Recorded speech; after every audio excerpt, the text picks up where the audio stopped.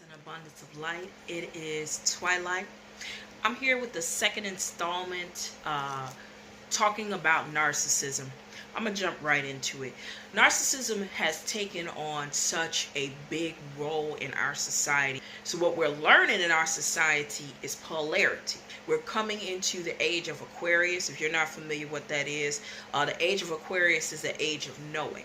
No more can you just follow through with a set of rules, criterias, and credences in order to appear a certain way. Now it is people living from the inside out. The age of Aquarius means that because we are tilted in the constellation of Aquarius, the energy before us is transparency. So people are seeing a strong polarity between those who are vibrating on the frequency of love and those who are pretending to vibrate on the frequency of love, right? So we're starting to make those distinctions and not to get too caught up, but we're seeing the difference between the soul and the soulless. Because as I said, to be human is to have a soul. The soulless are basically our first step into artificial intelligence. They're mechanical. They can't actually feel the feelings associated with human interactions, connections, and behavior. They have to mechanically and methodically follow a script. They have to learn how to be a good person. So they do this by collecting data mining, finding out what the people like.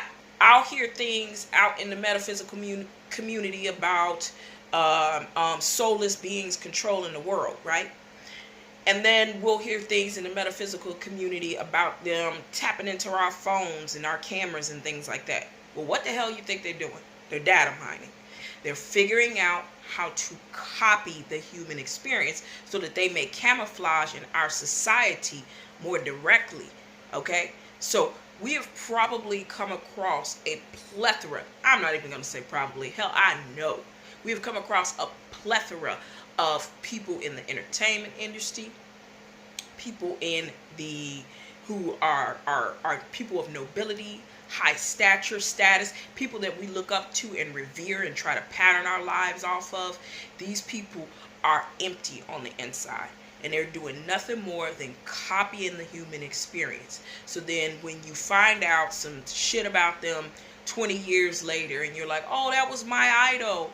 It's like they were simply just copying the human experience. So theoretically, if you're connecting the dots, you can kind of see what's happening. So with the energies going into the age of Aquarius, transparency is happening. And because of that transparency, we're starting to see the polarity. The people that are truly connected to love and the people who are pretending to connect to love. Now, the reason for this video today is to talk a little bit about straight talk on what narcissists are.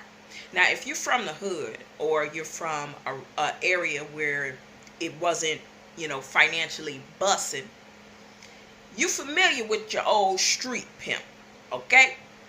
And if you're familiar with the old street pimp, there are certain behavior tendencies that the street pimp engage in to keep his hoes. But really, if you think about it, a narcissist ain't nothing but a person with a pimp-ass mentality. It's just somebody who think like a pimp. Now, I'm about to break down to you 7 different things and the process that you will go through with a narcissist. So, step 1. They come off like prince or princess, your knight in shining armor, okay? This is the guy that don't never leave your text bubbles on read, okay?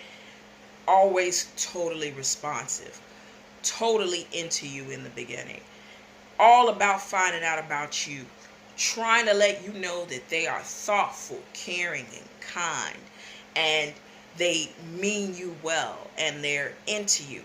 This is the girl who is everything you've ever dreamed of. All of the baggage that other women have, she ain't got none of that.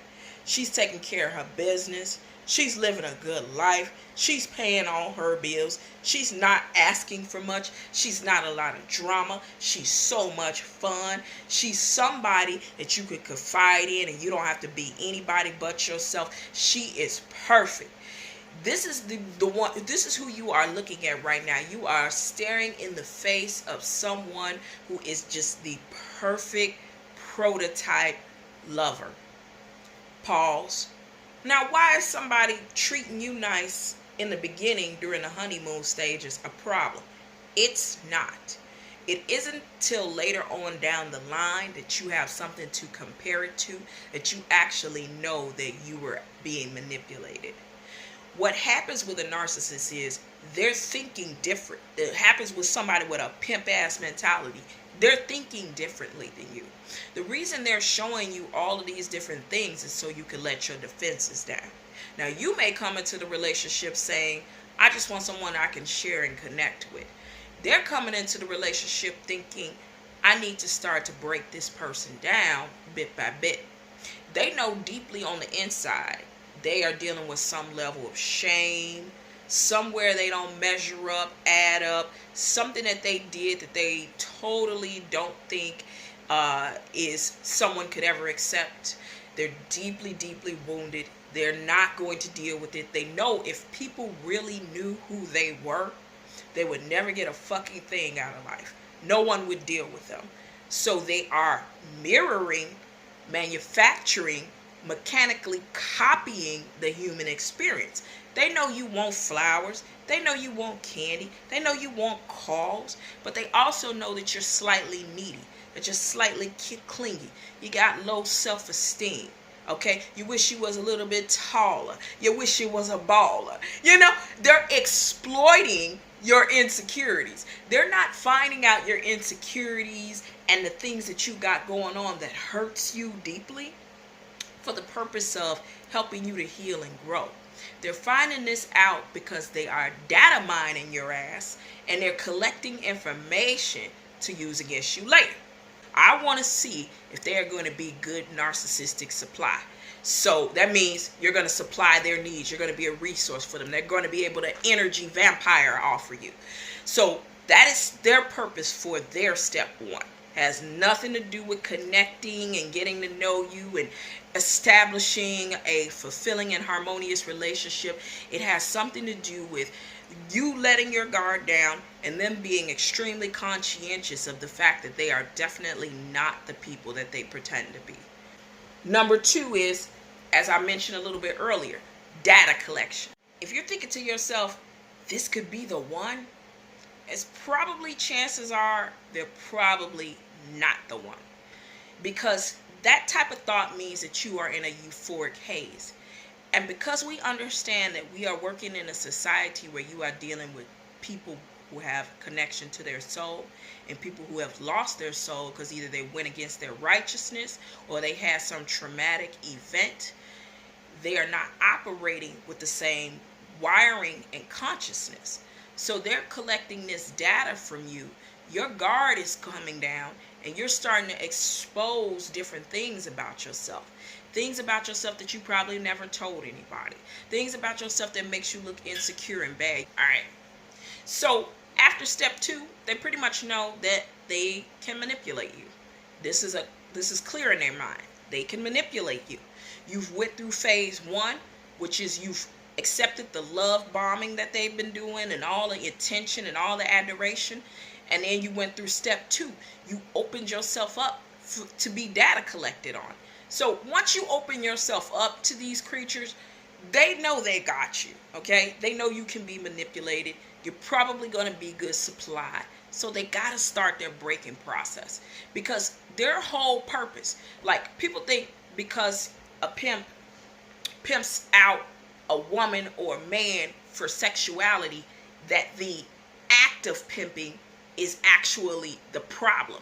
No, what it is that it is the mentality that they actually forge on these people. It is the breaking of their mind where they lose their own individuality and probably their already weak sense of self, and they start to filter themselves through another vessel. They no longer are thinking for themselves. They no longer are moving life for themselves. They are doing everything to gratify another human being. That's putting that human being on a level status of a demigod. They are doing everything to gratify another human being. That's putting that human being on a level status of a demigod. And when you are starting to get into that, you're getting into some bizarre, creepy ass shit. You know what I mean? And so the point is that pimping is not just necessarily about getting somebody to sell they privates. It's about getting somebody's mind to the point where their worth is so low that they're willing to get out there and get on the corner and sell their body for somebody's drug habit, for somebody to live good. And think more about this, because you ain't never seen a kind pimp. You ain't never seen a pimp say, oh, you tired today? I'm going to give you a vacation day. You're going to get workers' comp because you got syphilis. You know what I mean? Like, seriously. So what I'm saying to you is that a pimp's ordeal is not just about getting them to go out there and perform lewd sexual acts. It is more so the breaking away of this person's own self to become so deeply entrenched in the opinion and the thoughts of another person, to be so deeply controlled that you are now not allowing yourself to have any type of individuality, but you are simply now becoming a proponent of this person's desires, needs, want, and your identity is totally eradicated. It starts off small. It doesn't come all at you at one point. They may hit you with a sob story about how difficult their childhood was, or some unspeakable situation that happened to them. Now, while this situation may be true, you must understand that their brains are wired differently. So they're not using the information to help you to forge a better understanding of who they are in life. They're using the information. I know it's going to be hard to believe, especially if you got a heart. They're using their own misfortune to see if you could be manipulated. Okay? So they hook you in with a sob story. And you're listening intently to the sob story, okay? Then they ask you to do some unusual favor, probably, and claim that you're the only person that can do it. You're the only one that can do it. I need you. You're that one. And now you feeling special. Whole time they thinking, they checking off the list. You can be supplied. You can be manipulated. This is getting better. This is getting gravy. This shit is rolling. So they're asking you unusual favors. They're starting to break down your self-esteem a little bit at a time first. Might make some off-the-wall comments. Say a few rude things. Just throw it out there to see how you take it. They're taking it as, I'm collecting data to see your emotional patterns. This is how you're going to respond to this stimuli. This is how you're going to respond to this stimuli. This is going to be important to note in step 4. This is how you're going to respond to that stimuli. Okay, so you're going to get an attitude about this. This must be a sore spot. Okay, this sore spot is going to be an opportunity for me to exploit later on. Okay, they're not gaining any further empathy for you. Then they're empathy impaired. They have one objective, and that is for you to be supplied for them, for you to be someone they can control, for you to be a resource for their miserable lives. So step 4 of the break-in process is confusion. Okay? Confusion. They want to keep you going. You know, one day they hot, one day they cold. They may lay off for about 3 days. They may do something nice for you here and there. They're keeping you on your toes. They're keeping you guessing. Because as long as you are in this state of high anxiety, as well as you are in this state of fight or flight response, you're not looking at who you're really dealing with. See, in a normal, healthy relationship, by this point, after sharing deep thoughts, after working together on a few projects, you're starting to learn each other. And so when you start to learn the person, you're going to start to see the person for who they truly are. good, bad, ugly, highs and lows. The narco pimp don't want you to know who they are. They want to keep you on your toes. They want to keep you distracted, looking at this bomb over here, because if you settle down long enough, you're going to figure out who they are. You're going to figure out that they are not this supreme person that they project onto the world. You're going to figure out that they're not as empowered as they appear. And to the narco pimp, okay, weakness is bitch made, okay? Weakness will get you killed out in these streets. Weakness will fuck up your money. So you can't be out here showing no hoe ass emotions. You feel me? You got to let a bitch know that they can't get to you like that. And I'm speaking from a person who, as I said before, grew up in the hood. So growing up in the hood, there were certain things that I was privy to, that I was exposed to, that became a culture, okay? It was a very damaging and destructive culture, but it was a culture that I was familiar with. So now your narco pimp got you looking left and right, you're arguing every day, and here you are, because you're normal, or at least emotionally normal. You probably got some damages within you yourself, because they are obviously feeding off of your lack of boundaries and low self-esteem, and probably your high level of empathy. So they got you going now. You feeling all types of way, and deep on the inside, you are longing for step one.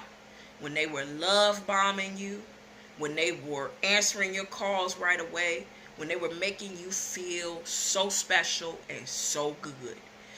And that's what's holding you on. See, they have to do step one. That's part of the criteria. You cannot do this in any other order than what I'm telling you right now. Step one is the love bombing. If they're not doing step one, the love bombing, they can't get you to let your guard down. Therefore, you will not be susceptible to manipulation and abuse. Now that they have found some key things within you to exploit, and they got you looking left and right, you so damn worn out for all the arguing, all the fights, you're starting to feel all types of levels of self-doubt, losing self-control, you still longing for the days. I mean, you like 702. I don't really want to go. I don't really want to stay. All I really need to know is, can we get it together? That's what you saying right now. Okay? As you move on to step 5, which is you can't think for yourself. I've decided that because you have these weaknesses and because you have these flaws, that you should just let me do the thinking. That's what your narco pimp is telling you. This is remember, the bombing, the data collection, the breaking process. You should let me do the thinking for you. You obviously are too flawed, too stupid, too weak to think for yourself. I should be the one to do the thinking for you. What they're trying to do is they're trying to integrate your mind. You may have a set of gifts, talents, or even some level of charisma that they want to siphon energy off of. And they can insert themselves into you. See, remember my first video was about the metaphysics of it. This is still going along with the metaphysics, because they pimping out your resources. You feel me? So as they are telling you, and you're broke down by now, you're beat down by now, or at least you're plenty fucking tired. Okay, you're tired as hell. You're feeling confused. You're feeling like, well, maybe I am making a lot of mistakes. But remember, they use your imperfections as a justification for treating you like garbage whenever they feel like it. So now they're telling you in step 6, you can't think for yourself. And you going, well, or they telling you something like, you need to let a man be a man. Yeah. You need to let a man be a man. You know, that's what's wrong. Listen to me. Listen to me. I'm going to hurt some feelings right here. That's what's wrong with you black women. You black women don't want to listen to you men. You don't want to respect our authority. That's what's wrong with you. That's why you ain't got no man now. That's why you ain't got nobody to take care of you now. You see what I'm saying? I'm pretty sure you can find love with the next guy. All these niggas out here, all they want to do is fuck you anyway. You just gonna go out there and get fucked. You gonna go out there and get used. Oh, somebody heard that before. Oh, yeah. You're gonna go out there and you're gonna get used. They just gonna abuse you anyway. I'm sitting here trying to love you. You think it's easy loving you? You combative, you're disrespectful, you don't know how to let a man be a man. Oh, these are the very things in society that most black women are being shunned, are being accused of out in this society. They're not saying that we have a lot of dysfunctional precedents in the black community, and we need to individually work on our warped mindsets and then come together collectively. You will hear more of an argument about, oh, well, women need to be given this type of precedence, or men need to be given this type of precedence, when in actuality, each individual needs to work on their dysfunction and then come together as whole people. Do as much shadow and inner work as you can. Be real about your shit. Heal your wounded self. People are not trying to think critically because they want control. They don't give a shit about the healing process. They want control. So this is another exploitation practice. Now, from a female's perspective, doing this to a guy, she's probably telling him, well, motherfucker, you broke anyway. You ain't got no money anyway. Where else you gonna go? Where else you gonna stay? I ain't nobody else gonna put up with you. You dusted and busted. Who else gonna want you? Don't nobody else want you but me. Not for real anyway. They might want your dick, but they don't want you. Whoo! Ooh, did I just channel something? I'm gonna move on. I'm going to move on. So, by stage 6, it's who's your sweet mama and who's your daddy bitch now. Because if you have allowed them to take control of your mind, impose on your free will, utilize your resources, keep you running and going and hanging, keep you looking for who they appear to be when you first met them, you now are well on your way to being pimped totally the fuck out, period.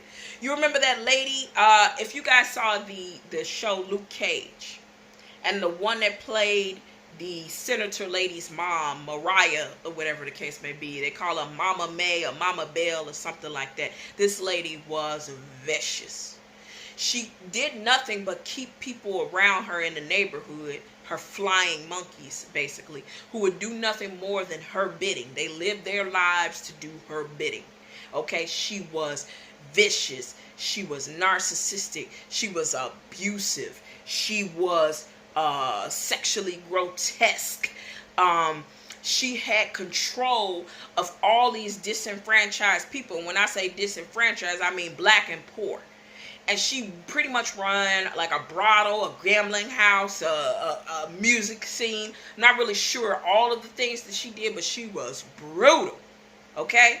And she had people so caught up. But then on the surface, she could seem like a staple in the neighborhood. She could appear like she was taking care of kids and taking in strays, children who had no place to go, giving them food and a place to stay, giving them something to believe in, giving them a job, giving them work. Some of them kids were out there in the streets killing and shooting and robbing and stealing for her. But some of them kids were in their books. You see what I'm saying? And it keeps a duality. It keeps a duplicity going on. You feeling like, well, maybe this person just needs love because they do some good things. Okay? Maybe this person just needs encouragement because they do some good things. What you have to understand is, with a narco pimp, narcissist, whatever you want to call it, appearing to be a certain way is extremely important for their low self-confidence and high grandiose ego, because of the fact that they don't have a true human nature. The only way they exist is through the eyes of other people. So as long as they got people around them that they can control and manipulate and make them seem like they're a god amongst the heavens, they're totally okay with that. That paints the appearance of them being philanthropists and givers and great people, while behind the scenes they are vicious and hostile and cruel, and any flaw that you have, they will beat you down for it, because ultimately they are up here and you are down here, and you need to understand that. So once they become your mama and your daddy, your grandmommy and sweet daddy, once they establish their precedence as your controller and you are now their puppet, they are going to have to keep up a steady flow of abuse to keep you in line. He want to make sure that you continue to understand where the power dynamic lies, okay? So that you never get things twisted about who's empowered. Now, what that does to you as a human being, sucks all the life out of you. You understand what I'm saying? So ultimately, you are now so manipulated, so low and down on yourself, that you now believe that this person has your best interest at heart. You see who they are able to bring around them. They probably got some sort of status. They probably got a lot of people fooled. And it is, you're out of the loop. And you probably thinking on some level, you lucky to have them. And that's exactly what they want you to think. It feeds their grandiosity. It feeds their superiority. It feeds their degradation methods. Step 7. Sometimes your narco pimp is going to have to destroy you. It's part of the breaking process. One of the things that they do is they snatch the rug right from under you. So this could be you serving your narco pimp, loving them, trying to love them at least, thinking you getting some counterfeit form of love. You're in a marriage, you're in a relationship, you think things is blissful, and then all of a sudden they walk in the door and they say, I'm leaving you. And you like, what? What? Why? Why? What did I do? I did everything you wanted. I can't fucking be with you no more. Your face is too disgusting for me to even look at. This emotional abuse happens all the time, believe it or not. I'm fucking tired of looking at you and my new woman. She way better. She smarter. Your new woman, she prettier. She got her shit together. You ain't got your shit together. I'm tired of talking to you about getting your shit together. You ain't shit and I deserve better than this. And they do that to devastate you, to crush you. They like to see you crushed and groveling at their feet. This is how these sick fucking puppies work. This feeds their control. It gives them an extra boost. Now, they're not going to do it probably as often because they're not sociopaths. They're narcissists. They're narcopaths, okay? It disgusts me even having this conversation or having to talk about this. But it's coming a time where I said we're going to have to be able to identify human from soul and soulless. We're going to have to stop taking all our good vibrational energy, because the time has now passed for the healer acting as a savior. You can only heal those, or at least help to heal those, who are equally interested in and invested in healing themselves. And this does not include somebody who is super manipulative and just want to be a parasite to your resources, okay? We have to get to the point where we recognize that there are individuals that operate on such a low, deplorable frequency. They are our politicians, our entertainers, our icons, all of that. Can a narco pimp change? Well, again, we're dealing with rewired brains, okay? When you have a rewired computer, we're not just dealing with a mind virus, because all of us can have issues and flaws and things like that. Those are mind viruses. viruses can be removed. When you're dealing with a rewiring of the brain, you're saying the circuits in their brain move differently. So the things that you're thinking, they're not thinking like that. They're thinking about something totally different, but framing it in a way that you feel it, framing it in an artificial way that they have learned through patterns. So if they can learn through patterns how people want to be courted and treated, they can also learn through patterns what seems empathetic, what seems like empathy, what appears to be a good person. That's why they go out and they do charity, your covert narcissist. That's why they go out and they show how much they care about other people. All of these different things are patterned behaviors. They would need a list of how to be a good person, step A to Z. Like, they're not naturally connected to an inner resource, your soul, that makes you care about other people and their free will. So they have to learn it. It's like studying. Like, I got to study to be a good person. Like, if it was a book, I'm studying to be a good person. So, yes, they can change their patterns of behavior, but they probably can't change their thought process. And since they're great illusionists anyway, they could potentially give you the illusion of love, but they will never change. The tiger will never change its stripes. So it is really up to you. Do you want a form of love, or do you want someone who has the soul to connect to the vibration of love and be able to radiate love to you instead of giving you a systematic approach to love? You see what I'm saying? So that would be my response. Again, I'm not like a psychological professional. I'm just a clairsentient being who is out here navigating through the world, learning through pain and wisdom, and showing other people how to be empowered as well.